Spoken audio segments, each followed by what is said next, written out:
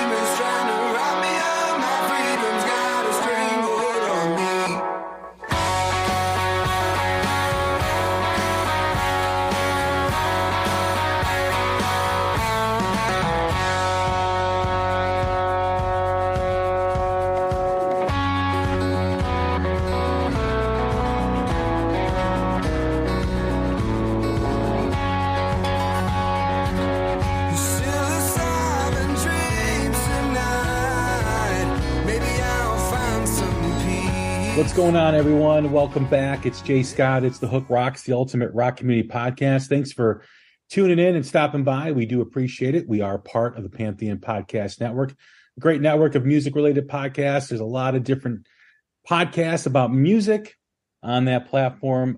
We are just one of many, but there's something for everyone's taste. So go check it out at pantheonpodcast.com.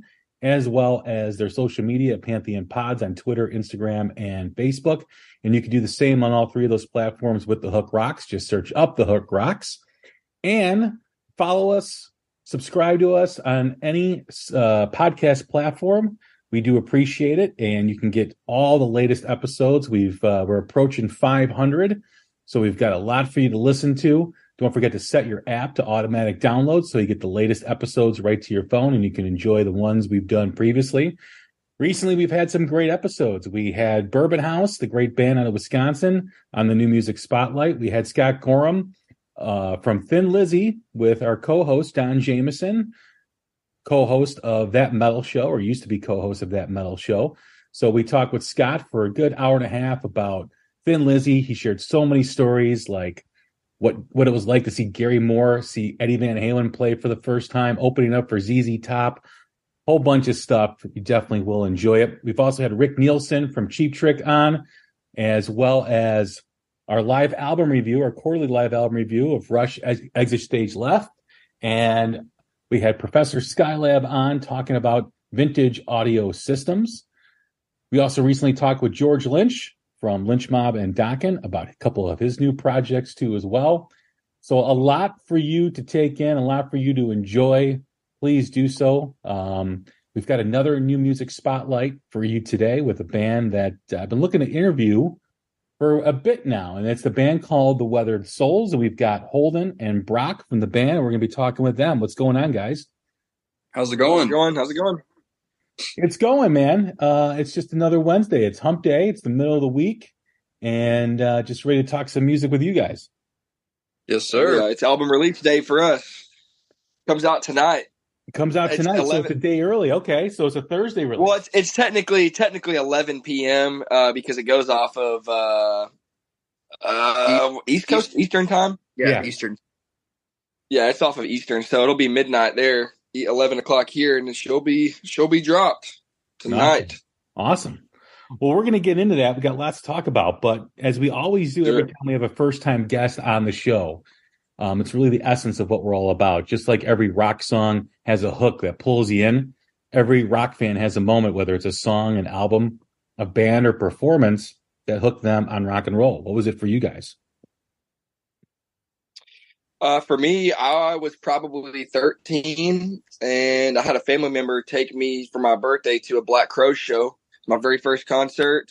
And I knew right then and there, I was hooked. And I was already playing instruments at the time. I wasn't so much playing instruments as heavy or as well as I am now, but that definitely the Black Crowes show that pulled me in, and I was like, that's how I know I'm going to do this for the rest of my life. So, and I consider them a rock band, Southern rock. Really? So yeah, that stole it for me, that show. For me, it was definitely quite a bit different. I didn't grow up around the rock scene or anything like that. Holden actually introduced me to a lot of the rock music that I listen to this day. So hearing Blackberry Smoke and Waiting for the Thunder, that song, I don't know what it is, man, but just everything about that, the melody, the drum beat, like it hooked me, man. Listening to that song, you picture yourself on stage, and that's kind of how it translated for me. You both got the Blackberry Smoke and the Black Crowes, so there's an ongoing theme between the two of you. Black Crowes, obviously, a legacy artist that started in the late 80s or early 90s with Shake Your Moneymaker. Yep. I had the pleasure of seeing them a couple years ago here when they did their anniversary tour for Shake Your Moneymaker. They did the whole I saw that as well. Yeah. And that wasn't the same because there was no original members except for Sven, Pippin, and Rich. But it didn't feel like the same show, I will say. It was not the same show that I saw. Yeah, no, exactly. And then Blackberry Smoke, God, I've seen them 10 plus times over the years. Just a phenomenal band. I've had Paul and I've had Charlie on the show. Nice. They're just an incredible act. They're just awesome. Yeah, I was. We were on the same bill with them for the Firewater Festival last year, and we ended up taking a couple late shows, like a couple weeks before we found out. And they were playing that Friday, and we ended up having a show on the Friday, so we didn't get to see them, and I was really upset about that. Have you ever seen them live? I've not. That would have been the first time. They are one of the best live acts around, bar none. I mean, they are just absolutely phenomenal. I mean, so good in terms of just their performance. It's almost like if you close your eyes, you think you're listening to an album. That's awesome. Yeah. They're just great. So from that moment for the both of you, Blackberry Smoke, Black Crowes, where did it grow into? I mean, you mentioned Brock, that you kind of had a little bit of a different experience. What was your experience before Blackberry Smoke with music? Definitely more country. Sorry. We'd kind of started off as a more Texas country sound, and that was what our first couple releases were. And, as we progressed more and more, Holden, he's the music guy. So typically he'll write the music, and then if I am on will, and so he started writing more and more heavier stuff, and it just became more and more fun to play. And finally it was like I wasn't playing acoustic at all during the sets, and it's just like, wow, this is a lot more fun. We get to move around more, and the crowd seems to be more into it. Like Holden had said something yesterday, like the more fun we're having on stage, the more fun the crowd is having out there. So that just kind of grew into what we are today. So after, Black Crowes, with you, Holden, where did it go from there? Where did your musical journey take you from that moment? Oh man, I've lived in Texas my whole life, lived in the same town my whole life, and it's a pretty country town. So of course I grew up hearing country. That was never my first choice, just because I heard it and I was around it every day. So once I went to that show, I just kind of started diving in, I'm a music guru. Like, I love production of music. I have a music studio. So that show kind of opened up my eyes to more than just the show, because obviously the show is the fun part for us. But honestly, like, my personal preference on music, I like the aspect of creating music behind the scenes more than I do performing it. Honestly, I like being in the studio. I feel like that's where I'm my best musician. And so just seeing them and just how good that they were, it just made me want to be better at everything, And so I just went home and basically, you ever watch a movie or you ever go to a game and like all you want to do is be in the game, or you want to like do what they're doing in the movie? You watch Fast and Furious, you want to go drive a car fast. You go to a rock show, you want to go play a rock show. And kind of that lit a fire into me, So it's been just that one show pretty much just pushed me. And as far as music sound goes, I've stayed to that sound for the most part for my whole life. Southern rock, just gritty, country boys that play rock and roll. Leonard Skinner, of course. And I like new stuff too. Like Rival Sons is one of my favorite bands, one of my biggest inspirations on music. We actually just got off the road with them. It was awesome with them and Whiskey Myers. So my musical spectrum is all over the board. I like a little bit of everything. But the Crows and that southern sound and that heavier sound is definitely kind of what has stuck with me over the years. As far as my writing and preference is what I like to listen to.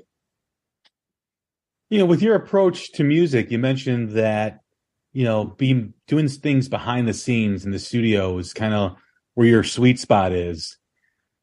How did that grow into that? I mean, obviously you became a musician because of what you saw on stage. How did that transition into becoming more involved in the studio, writing more music and doing things behind the scenes? Interesting question. I hadn't really done much studio work when I was younger. When I started playing in bands, I was probably 14, 15 years old. I graduated high school early and went on the road with a guy named Casey Daniels, who's a local Texas country guy, and he'd been doing some pretty good stuff. And I left that gig. I feel like every gig has kind of been a stepping stone to get to this point that I'm in now in my musical career. So, I did that. I played with him, and then I took another gig that paid me more money, and I was just a hired gun, and I wasn't getting to be creative. I was just getting told, hey, learn the parts, learn the songs like they are, and that's your job. And, I just kind of felt like, man, I'm leaving a whole lot on the table here playing for somebody else. But I kind of got burned out on the shows because, just all of it. It wasn't my project. It wasn't my songs. I was just playing songs that were already written, and I just didn't have a connection to music like I wanted. And so I built a studio. I started getting into the studio world. I've produced on other songs and engineered a lot of other songs that are out. And I was done with the live music. I'm going to stick to production, stick to studio. That's where I like to be. And Brock came in and we wrote a couple of songs together. We recorded a couple of songs. And that was kind of the birthing of The Weathered Soul. It was a long project long startup of just getting a catalog of music first. Then let's find some guys that like the music and want to be in the band. We sent it to a couple people in some production, in the production world, and they got on board with us and kind of helped us out. And here we are. But yeah, it's just, I think that, that was kind of what got me into being in the studio world, is just honestly being a musician that wasn't listened to for such a long time. It's like, I have ideas and I have, I've got things that I want to get on the table, but I've been, my job was to shut up and play what I'm told to play. And So that kind of pushed me to go do my own thing. When you talk about, creating and producing and engineering and with your studio, what have you learned from the producers and the engineers that you've worked with? So I don't have a lot of experience working with other producers because usually I am the producer in the song. I'm a musical guy. I enjoy writing 100% from start to finish a song. I write backwards. I guess. I always start with music, do lyrics last. That's just the way I do it because I'm a guitar player. I'm a music guy. So I don't really have much experience with working with other producers. We just worked with Tyler Baker from Goodbye June. Love those guys. Love Tyler. And that's one of those. That's a good question because that's a lot to do with trust. When you're taking your project that you've been working on for a year and a half to almost 2 years, and you're bringing somebody on board, you're asking them to just be as connected to the project as you are. So I think that's the first key to working with somebody is just you have to trust them, because if you're working with them and you don't trust them, why are you working with them? Doesn't make any sense.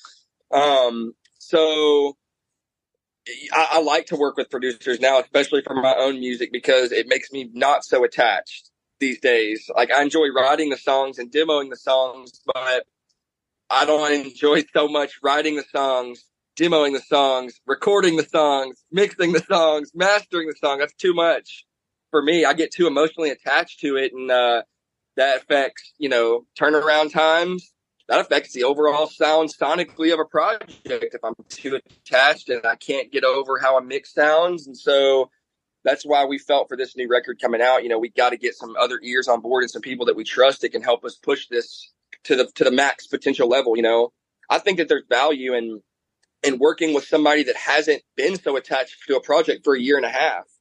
I think, you've been hearing the same song for a year and a half. It's hard to let go of how that song is before you hit the studio.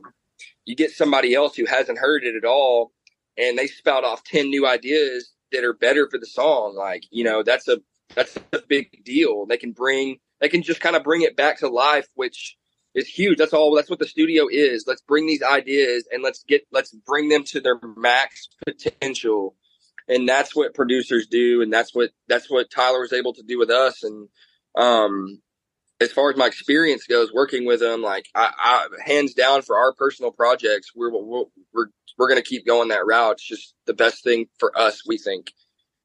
Yeah, I know Tyler pretty well. That was a first question. He's been on the show a few times. So Tyler's good people and good on you guys for working with him. Oh yeah. You mentioned the trust and having someone in the room. How difficult was that for you to go into this and realize what you just said? Like how difficult was it for you to kind of let go on the music that you created? Honestly, I kind of told myself before going into this, like, I had a long, just thought about it myself. Just told myself, listen, if I'm going to do this, we have to, like I said, you got to trust them. It was honestly, once I got over that bridge of not being so connected into what we had already done, it was easy. Tyler changed lots of things. He produced lots of good ideas. And honestly, we went with most of them. There were like two things on the record. We were like, man, we got to keep it like this. And it was easy. It was easy we got lucky, because I'm sure there's a lot of people that go in and work with a lot of people where it doesn't go so smooth, but there was a good understanding before we ever even stepped foot into the studio of what we wanted, how we wanted it. We even had a good understanding of what changes were going to be made, because we went in a couple weeks prior and did some pre-production with Tyler and kind of hashed out a lot of ideas. But it was easy. It was easy to trust him. We played with him a bunch. Me and Tyler talked one-on-one a ton about it before we ever even started pre-production. And so I just knew he was the guy. That's why I asked him to do it. And there's no looking back once we started, and it was easy. I'm glad we did what we did. Yeah, definitely going up there for pre-production. Because Holden and I had gone up to Nashville and it was 4 days, and that was really cool because that was time for us to sit down and really figure out, what we wanted to do and how we were going to go about the changes that were made, and also get to know Tyler a little bit better.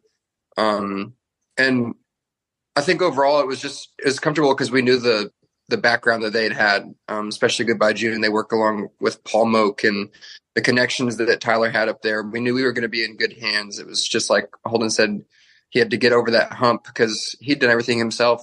All the production that we had done and all the recordings that we had done had been in-house and done by him. But it did get easier. Like he said, you just had to get over that hump. And once we all did, it was just, we're all happy with the outcome. Did you guys record at Paul's studio? We didn't go to Paul's. We actually went to Paul's assistant, Nathan Sexton. He's his right-hand man. I think Nate has actually had a lot of hand in the Goodbye June records. I think he's done a lot of session drums for their tracks. But Nate's a great engineer, especially working under Paul Moak. That's somebody that you're working under Paul Moak, you know your shit. And so Nate knows his shit, and he's got a lot of cool gear, which is the first thing I looked at. I'm a gear nerd as far as studio gear and, live gear, whatever. I'm a nerd. So I just went to the page and started looking at all the gear, and we made a good decision there too. It was awesome working with Nate. It definitely was work. We were in Nashville for 12 days, live cutting a record. I mean, emotions were definitely high at some point. We're not trying to make this thing sound like it was a cakewalk because cutting records sucks, especially with a full band. You got a 6-piece band, it sucks. Especially you're working on one song for all day long, and me personally, I never messed up, so So I'm just messing with you. You have a perfect take, 3 takes in a row, and then you've got a couple guys that are messing up a part here, or even me messing up a part here when everybody else has a good take. Like that, tensions arise in the studio, but obviously it's nothing we couldn't handle, and it was a first for us. It's the first time we've all been in a studio. It's the first time I've ever live tracked a record. It's the first time I'm pretty sure all of us have live tracked a record, and that's just that's something else. That's a whole nother conversation. If you ever get a chance to go to Paul's studio, I highly recommend it. It's Smokestack. Oh yeah, I'm sure I'll go eventually. Yeah, it's awesome. It's really an awesome name too.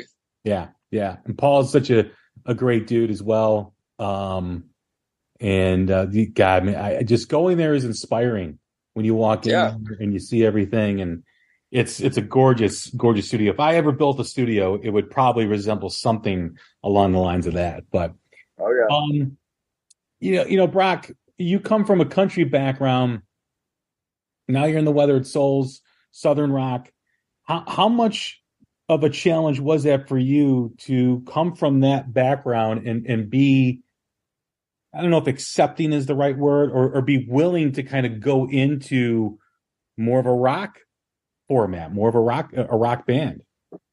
It was, and it still is pretty challenging, because the vocal melodies are quite a bit different. So coming from the more, I'm a singer-songwriter type guy, so I take a lot of inspiration from like Tyler Childers and John Moreland and Jason Isbell, stuff like that. So just more mellow, and then you switch to the rock, and Holden keeps writing these songs that the melodies are up there. And he's like, dude, you gotta push yourself. Like, you gotta step out of your comfort zone. Like, this has to be badass. Like, you gotta go balls to the wall. You gotta do it. So that's definitely been a challenge, but we wouldn't be here without it. And definitely him pushing me has been challenging, but it's something that I've grown to love because, if he didn't do it, nobody was going to. Because that's something that I'd never thought of. Like I said, I didn't grow up around rock. I don't typically listen to a lot of it. And then we started working together and hanging out more and spending more time together. And that's a big chunk of what he listens to. So he's always like, you should listen to this. Like, this is something you should try to, accommodate into our work. And it definitely has been challenging, but it's gotten easier a little bit. A little bit. Bit. Complacency kills. If you get complacent with where you're at, then you're not you're not getting any better. Complacency is like, that's been my whole thing with the band, with all of the band guys, is I like to change the set list. We don't want to play the same set over and over. So honestly, it feels like every show is a new set. And a lot of these guys that are in the band are not used to that. And they are now. They weren't when we first started. And so, it's just one of my things. We need to just stay on our toes and just constantly be getting better, because if we're not, then what's the point? And like, Brock was talking earlier that he realized once we kind of ventured into this rock thing, it's way more enjoyable to play live. You can get a way better reaction from, Hard to Handle than you can Amarillo by Morning. You know what I mean? Like, it's a pretty big energy. Like, that's the big difference. And that was kind of where we were at. It's like, do you want the Amarillo by Morning energy, or do we want this Hard to Handle? Like, let's bring it, and we just decided that's the route we're going to take. And we're still learning, we're never going to stop learning and trying to get used to. We're not going to box ourselves in either. So I'm sure our sound is always going to be changing just a little bit, Even the songs we've written since we've cut the record have started to change. And, it's like you said, complacency kills. We're always trying to be open-minded and write that way as well. So it's like, we have songs that sound like this, but we also have songs on the opposite end of the spectrum. Like, be as versatile as possible. Because, we want everybody to enjoy our music. We know it's not going to be the case. There's going to be people that aren't going to like it. We're not going to be for everybody. But if we can do what we love and still have a pretty good majority of the populations from both sides of the spectrum that enjoy our music, then that's a win-win.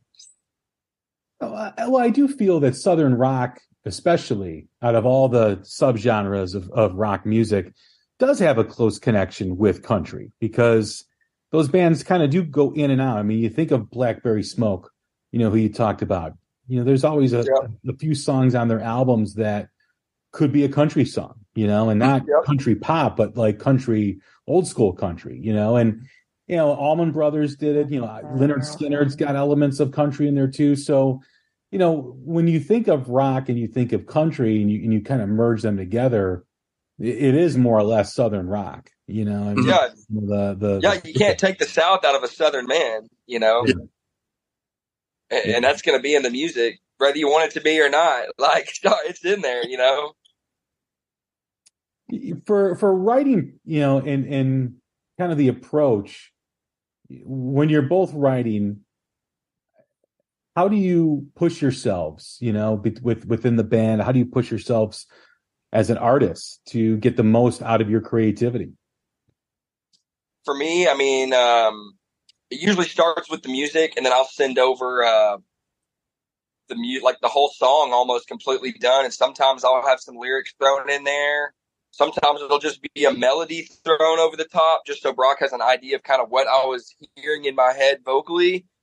But for me to get in that mindset, it's a lot of just sitting in front of the monitors with the lights down low, a joint burning, and just listening to records. I mean, I think honestly, the best way to tell how I'm feeling in a song, or let me rephrase that. The best way to determine a Weathered Soul song is kind of like, you can go listen to other artists and know who I've been listening to before I wrote, I mean, that's the best thing. Here's the thing. Nothing is original these days. It's already all been done. So and I've got that made up in my mind that there's originality is it's impossible. We were born 50 years too late, unfortunately. Yeah. But Mike Miley, the drummer for Rival Sons, sat me down when we were on that tour and told me something that I'll never forget. And he said, what makes a musical genius is being able to take a song, bend it, restructure it, and re-release it and make it bigger than the original artist that you stole the idea from. He's like, that's a genius. And that's what people are doing nowadays, And so to get into that mindset,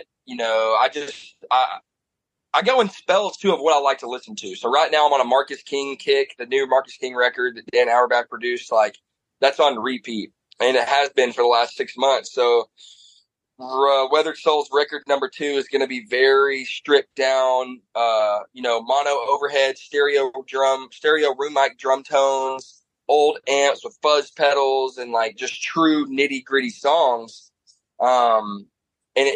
That's me personally. I have to like get inspired by another artist for me to like get into it. I love when bands that I listen to put out something new, because it's a refreshment of, whew, okay, they're still doing it, so can I. So that's what I like to do. I like to just really sit and dive in, turn on the record player and listen to a bunch of old records and just figure out, let's get a foundation of kind of what we're going for sonically first. And then let's think about a story. I'm the studio guy, like I said. So I'm thinking about everything on a listening spectrum as far as sonically how it's going to sound. How do we want this to be sonically? How do we want this to translate into these people's cars before I ever even think about the story, which is a blessing and a curse. But that's kind of my process. I don't know. Brock, what about you? I'm a little different. It's like you said, most of the time he'll have the whole song demoed out, at least from a scratch perspective. Like, for the most part, it'll be done. And there'll be some changes that we may make once we get to playing it more, or once there's a melody to it. But typically I'm sitting in my room by myself and I just listen to that, whatever he sends me, on repeat. Or even if I try to write something from scratch, I'll just sit there with my guitar and dark, like complete pitch black, just sit there, dead silence, and just listen over and over again. And then I try to put myself in the mindset that I would be like, if I were just to listen to that song, how does it make me feel? Like, what kind of mood would it put me in? Would I be pissed off or would I be happy? And typically it's pissed off. I'm like, it's true. Like, the heavier stuff is just like, it gets me amped. Like, I'm ready to run through a freaking wall. Like, I'm about to pop somebody. So I try to write stories to that, like how that makes me feel. And the opening track for this record, I'm really excited about, because that was our first group write, and that was the first time for me being in that perspective where I'm not completely isolated when I'm trying to write lyrics to a song. Everybody was together. Holden and Travis, our bass player, they found this lick and they just played it over and over again. And as soon as I heard it, I just sat there, pulled out my phone, started writing lyrics, and for the most part, it matched pretty well what the feeling that I was going for. And I'm really excited about that song, but it varies from song to song, definitely. But I try to just keep myself isolated to where, I'm in silence and I just have nothing but my thoughts. Yeah, you definitely have to lock yourself out from the outside world, whether that's a cell phone dinging. Like, for me, I put my phone on airplane mode, or I'll just leave it at the house and then walk over to the studio. But I can't get anything done if I don't disconnect myself from the world, basically. Mm-hmm. You kind of have to, or I have to at least. I know people that can write a song a day. Now, I'm not saying they're writing a number one hit, but I know some people that can write great songs, one a day. But that's just, I can't do that. I have to lock myself up. I may go 6 months without even, it's weird, because I know, like, when I'm in a writing mood and I know that something's coming on, like, I can genuinely feel it in my bones. And I'm sure most musicians say that, and I hope I don't sound too cliche, but I know when I'm about to write a song, and I know if it's a song that's worth keep working on, because a lot of times where we'll sit back and we'll start something and we'll play on it a couple times, maybe even try it out at a couple rehearsals. And it's like, man, this song isn't it. I mean, we had a song called Lightning Bolt that for a while we thought this thing was killer. And we went to a couple studios, paid good money, cut it twice, and still never released it. I mean, if you go to a studio twice and you cut a song 2 different ways, 2 different times, and it's a year old, it ain't going to make the cut. That tells you right there, the song is done, so we do run into that all the time where, you play a song and you think it's good, and then you put it in front of somebody, you sit back and really listen and dissect it. It's like, man, this really isn't it. So sorry, we kind of went off on a tangent for a while on that one, but no worries. What was the biggest, what was the most challenging moment in the studio for you guys, or for each individual? For me personally, it was, my body likes to do this thing. I'll get sick. Like, my allergies are terrible, and I'll get a cold or something will happen just days before we go do something big. Happens every time. So, of course, the day we're leaving for the studio, I look at Holden, I look at Travis, I'm like, I'm getting sick. And Holden's like, well, that sucks. So the whole drive up there, I'm, taking allergy pills and drinking gallons of water, and then we get there, and sure enough, I can't breathe. I sound like I'm talking with my nose plugged. So for me, it was just like, how can I get myself in the position where instead of just freaking out about it, how can I do everything I need to do to get myself ready in these next couple of days to be able to start laying down some vocal tracks? And then not showering, we had, like you said, we spent 12 days up there, and we took the RV up there. So we were staying in that, and it was rough. You get 6 guys in that small of a confined space for that amount of time. It gets challenging. You miss being home. You miss having, some freedom and some space to walk around. But that was just my personal experience. And how about you, Holden? Man, the toughest part for me is, and it's going to be for every session, trying to hear the final outcome from the first note. Mm-hmm. That's the hardest part for me in any studio setting that I'm always in. It's hard to, like when Nate's miking up the drums and he's getting drum tones and he's getting bass tones and we're getting guitar tones and we're talking, first thing in the morning or the day's plan, and we're still listening back to unfinished things. It's hard for me, and I should be the one to understand it the most of how much a song can change from OG tracks to mixed tracks, even mastered tracks. But it's a mental thing for me. It's one of those things. It's a trust thing, I always distrust the engineer more than the studio or than the producer, because at the end of the day, the sonic sound is in the fingertips of that engineer. And so it's hard to kind of hear what's going on in their mind until it's done, mastered, and it's in your hands.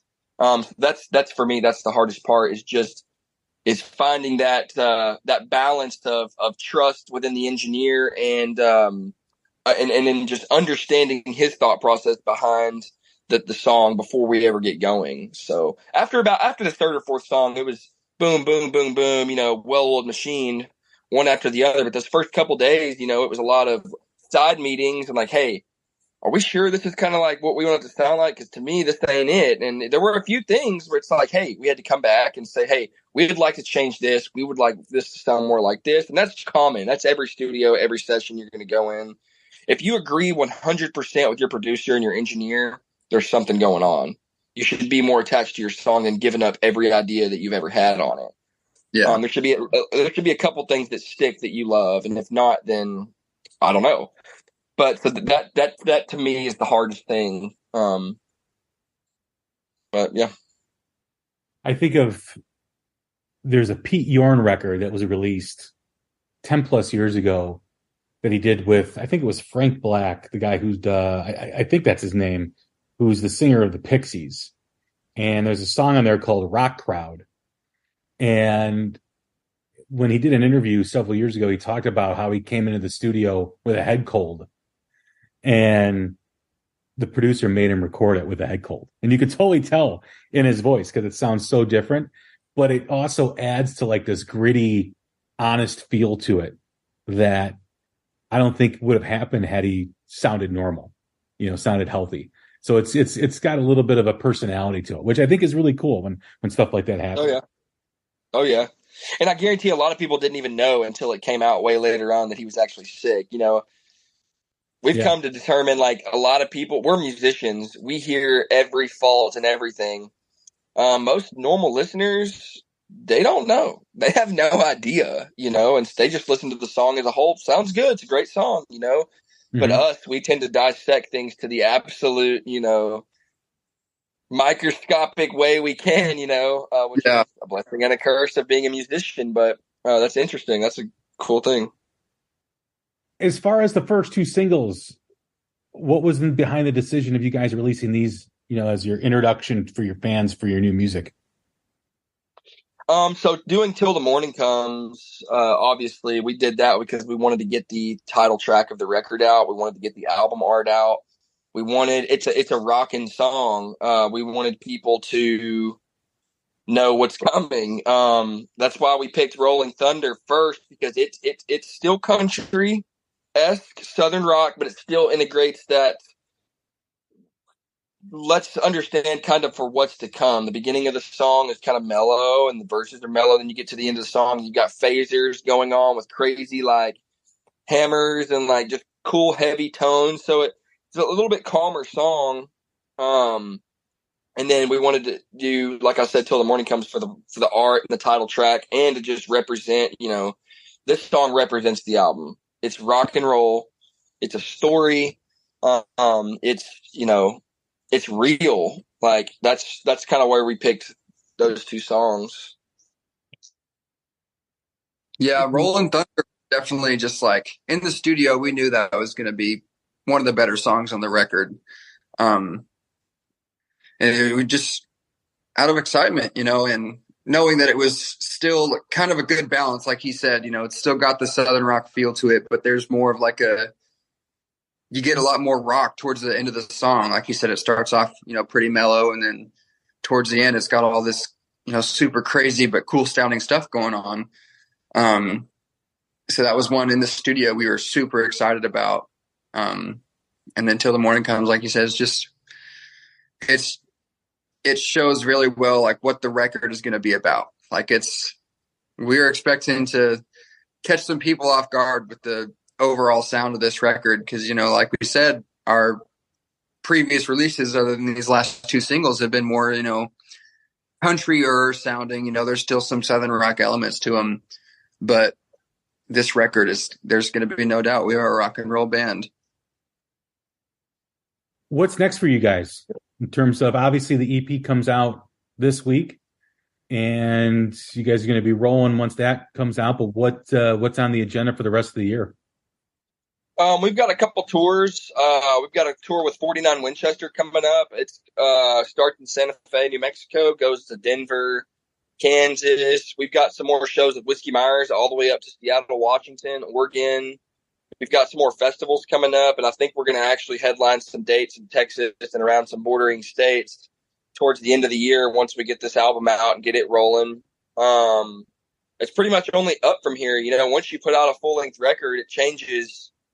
It changes the name of the game for a band. And so we're excited to get it out. Like I said, some of these songs we've been sitting on for almost 2 years now. And so it's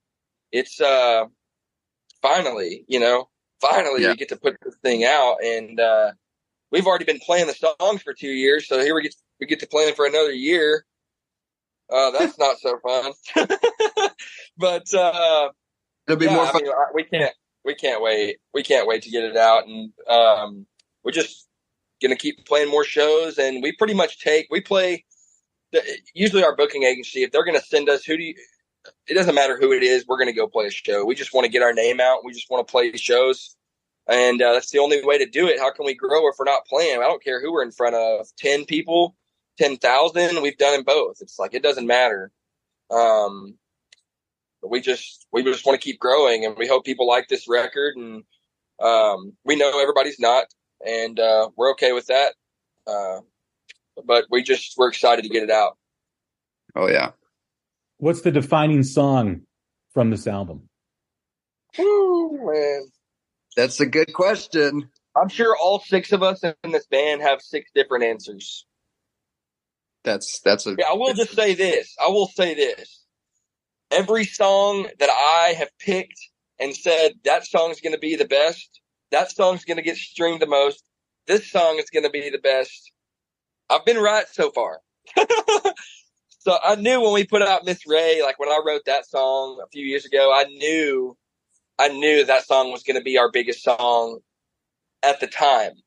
I did not know that it was going to still be just like tearing all the other songs down as far as listens and streams go.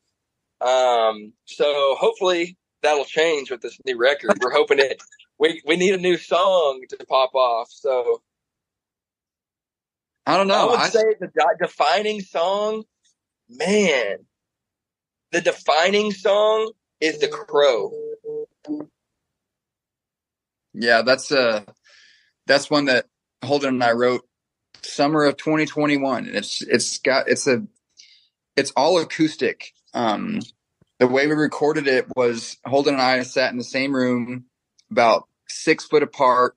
He had a mic facing his guitar and I was singing into a mic. And we shut the doors, just let the tape roll, and it was just all live from scratch. It was a really, really cool atmosphere. And then we went back and our keys player put some cool whirly stuff in there. And there's like that was a whirly from 1967 with like a 50s RCA OG ribbon mic on it over the shoulder. So the sound was insane. That's one of the ones I definitely like put my foot down on because Nate and Tyler were trying to get Cameron to use this old upright piano, and they wanted this like old saloon sound. And I let them like say that for like a couple of hours, and when it finally come time to do the keys tracks, I'm like, I know y'all want piano on there, but no, no, it needs whirly. It needs a Wurlitzer. And they kind of fought me on it, and I definitely was fighting back hard. I'm like, no, we're putting the whirly on there. And then we did, and immediately the first note Cameron hit, everybody just kind of looked at each other and was like, oh, shit, this sounds awesome. So I'm glad they let me win that argument. Yeah. That battle. And there's a bunch of really cool percussion towards the end as well. Like there's a big whooshy kick drum that just kind of drives the rest of the song. Yeah, it was a 28x14 kick drum that was just like open. We like threw keys down on the snare drum for the snare tone. A lot of nerdy things that most people probably don't care about, but cool. That's cool. There's a song on the record called Bad Cat Boogie. I love to play it live, and it's actually called Bad Cat because we were using Tyler's Samson era Bad Cats, which I don't know if you're an amp guy, but Samson is he made these amps called Matchless amps. He like joined the company and designed the circuitry in them. Anyways, there's a very specific model of Bad Cat that's very rare and very expensive. And we're day two or day three. We're getting ready to hit record to get in the red, and amp sounding awesome, and we just hear the smoke alarms going off. Long story short, we burned that Bad Cat down to the ground. I mean, fire in the amp room, like fire burning in fire extinguisher, like putting the fire out. Like the amp couldn't handle the heat, and we were bringing some heat that morning. And eight of us were standing around the amp. They were just looking at it. There's a big old hole in it. All the out of the front. The speaker just blew up. And we're all just blew up. What in the world? Like, we're all freaking out. And we're like, dude, Tyler, we're so sorry, man. Like, that's an expensive amp. And you're like you said, they're super rare. So we all felt really bad. But at the same time, like, that's rock and roll, man. I think the amp is okay now. But long story short, again, the song is called Bad Cat Boogie because of that. So if anybody's listening, and they'll get a cool backstory on that, which we're not going to tell everybody about that, just to keep it sentimental. So it's just told everybody. Yeah, not everybody, but it's a cool story. It's a cool story about the amp, Bad Cat Boogie, and we actually posted a video this morning of the amp, so you can check that out. But yeah, it's cool. It's hard to pick a defining song, by the way. That's a really hard thing. And I think out of the gate, the the song. It's called "Don't Pray for Me." It's the opening song, and it sets the tone, man. That's the Yeah, one. do you like Audio Slave?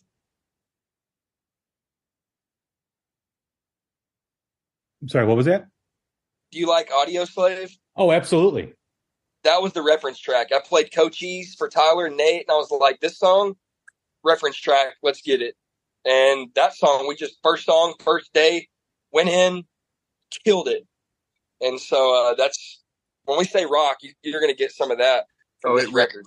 It rips. So that, for me, that's one of the defining songs, because straight from the jump, like it starts with the drums and you're just like holding on tight, because there's some. Yeah, that's a all gas, no brakes. Yeah. Yep. And the last Reap What You Sow is probably my favorite song on the record as well, because it goes out with a bang. And lyrically, that's one of my favorite songs that I've ever written. So it's got a lot of cool aspects to it. It is hard to pick one defining song. Tell everyone where they can get the album. Do what? Tell everyone where they can get the album. It'll be on all digital streaming. We're waiting on vinyls. I was told August. Whenever we get those in, we're going to post them to the website, and they'll be available at theweatheredsouls.com, as well as all of our other merch. But yeah, the album will be out on everything tonight at midnight, your local time, and Amazon, Apple, Spotify. And so, yeah, I mean, if you guys enjoy it, tag us while you're listening to it, and share it with all your friends. And that's how this thing works, you know? Spread the word. So, yeah.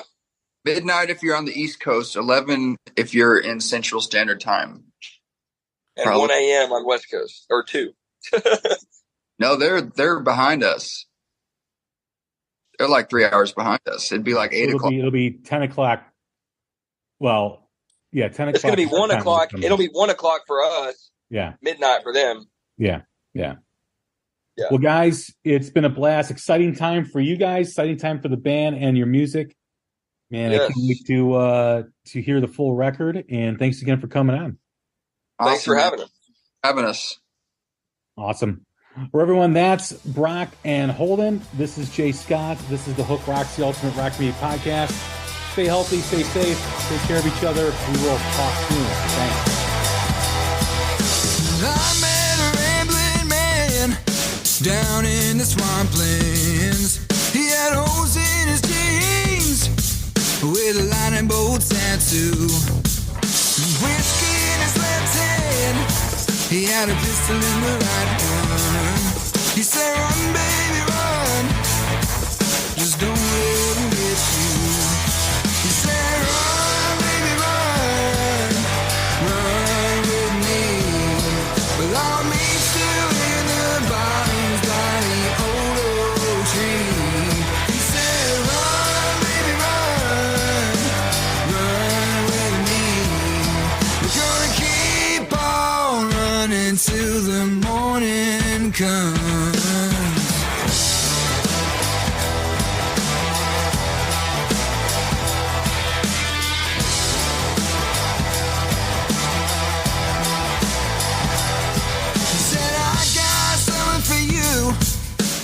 It'll get your mind right. I thought maybe it's a little weed until it put out his crack.